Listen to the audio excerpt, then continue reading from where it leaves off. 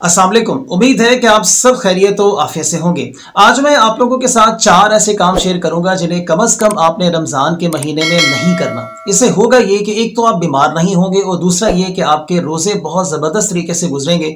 और सबसे जो इम्पॉर्टेंट बात यह है कि आपका वेट गेन भी नहीं होगा, क्योंकि अक्सर लोगों को ये प्रॉब्लम होती है कि रमज़ान के महीने में बजाय ये कि हमारा वेट लॉस हो जाए, हम वेट गेन कर जाते हैं। आप वेट गेन भी नहीं करेंगे और बहुत ज़बरदस्त तरीके से आपका रमज़ान इंशाअल्लाह वल अज़ीज़ गुजरेगा।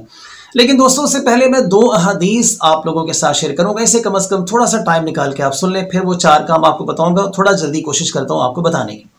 पहली हदीस जो मैं आप लोगों के साथ शेयर करता हूं, एक दिन हुज़ूर सल्लल्लाहु अलैहि वसल्लम सहाबाए किराम से फरमाते हैं कि रमज़ान का महीना आया है और इस महीने के रोज़े अल्लाह ने तुम पर फ़र्ज़ करार दिए हैं। और इस महीने में आसमान के दरवाजे खोल दिए जाते हैं, जहन्नुम के दरवाजे बंद कर दिए जाते हैं और सरकश शयातीन जकड़ दिए जाते हैं। और इस महीने में एक रात है जो 1000 महीने से अफजल है। जो इस महीने की खैरो भलाई से महरूम कर दिया गया, गोया कि उसे किसी भी किस्म की कोई खैरो भलाई नहीं मिली। दोस्तों, ये जो मैंने हदीस आप लोगों के साथ शेयर की है, ये रमज़ानुल मुबारक की कुछ खसूसियात बयान कर रही है। कोशिश कीजिएगा कि इसमें उस एक रात को, जिसे लैलतुल क़द्र की रात भी कहा जाता है, जिसे हम रमज़ान के आखिरी 10 दिनों में जो है वो तलाश करते हैं, इसको तलाश करें, इस रात को इबादत करें और फिर 1000 महीने के बराबर जो है वो नेकियां आप समेटें, नेकियां जो है वो इकट्ठी करें।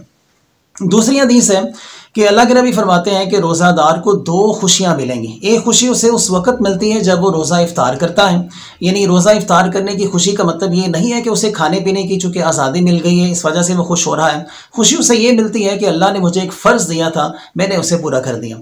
और दूसरी खुशी उसे उस दिन मिलेगी जिस दिन वो अपने रब से मुलाकात करेगा और उसे उसके रोज़े का अजर जो है वो दिखाया जाएगा, उसे उसका सवाब दिया जाएगा। तो वो सवाब को देख कर, उस सवाब को हासिल करके वो बहुत ज़्यादा खुश होगा। सो दोस्तों, इन अहादीस को कोशिश कीजिएगा कि अपने दोस्तों के साथ भी आप शेयर करें, इन्हें याद रखिएगा। ये मैंने आप लोगों के साथ ज़िम्नन जो है वो इस वीडियो में शेयर कर दी हैं।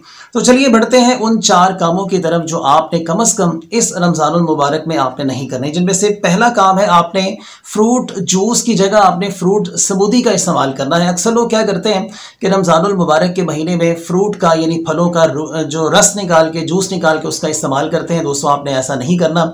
इससे आप मुख्तलिफ़ किस्म की प्रॉब्लम्स का शिकार होंगे, ख़ासतौर पे एंजाइटी का शिकार हो सकते हैं, आप शुगर का शिकार हो सकते हैं, मैदे की बहुत सारी बीमारियां आपको लग सकती हैं। आपने ऐसा नहीं करना। कोशिश करें कि फ्रूट स्मूदी, मतलब इसका ये है कि फ्रूट को आपने दूध के साथ, दही के साथ, किसी के साथ ग्राइंड करके आप उसको जो है वो इस्तेमाल कर सकते हैं, जैसे कि हम आमतौर पर मिल्क शेक वगैरह भी इस्तेमाल करते हैं। तो जूस नहीं पीना, या तो आप फ्रूट खाएं या आप फ्रूट स्मूदी का इस्तेमाल करें।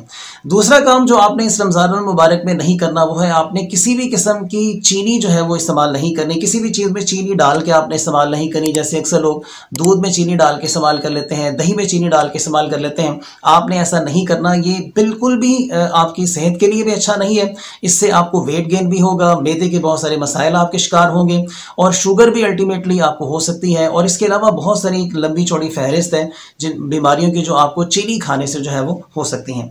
तीसरा काम जो आपने रमज़ानुल मुबारक के अंदर नहीं करना वो है, अक्सर लोग सहरी तक जागते रहते हैं कि भी हम सहरी खा के जो है वो सोएंगे। आपने ऐसा नहीं करना। इससे 2 बड़ी बीमारियां आपको लग सकती हैं।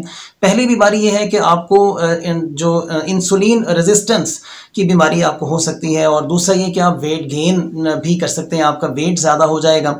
इंसुलिन रेजिस्टेंस को आप इस तरीके से समझ सकते हैं कि आपका जो पैंक्रियाज है वो ज़्यादा इंसुलिन पैदा करना स्टार्ट कर देता है बीमारी की वजह से। इस पर फिर किसी दिन आपको मैं एक्सप्लेन करूँगा कि इंसुलिन रेजिस्टेंस का बुनियादी तौर पर मतलब क्या होता है। चौथा काम जो आपने नहीं करना वो है सारा दिन नहीं सोना। सारा दिन सोने से आप अपना मैदे का बेड़ा गर्क कर लेंगे। आपने ऐसा नहीं करना। कोशिश करें कि अगर ज़्यादा सोना है तो चलें, कोई इशू नहीं है, लेकिन सारा दिन आपने सोए पड़े नहीं रहना। आपने ऐसा नहीं करना। इससे आपको मैदे के मसाइल जो है वो स्टार्ट हो सकते हैं। कोशिश कीजिएगा इन 4 कामों को आपने रमज़ानुल मुबारक में नहीं करना। इससे आप देखिएगा कि आपके जो रोज़े हैं वो बहुत ही ज़बरदस्त गुजरेंगे इंशाअल्लाह उल अज़ीज़। वेट गेन भी नहीं होगा, बीमारियों का शिकार भी नहीं होंगे और इंजॉय करेंगे रोज़ों को इंशाअल्लाह उल अज़ीज़। अपना और अपने आसपास के लोगों का ख्याल रखिएगा। अल्लाह हाफ़िज़।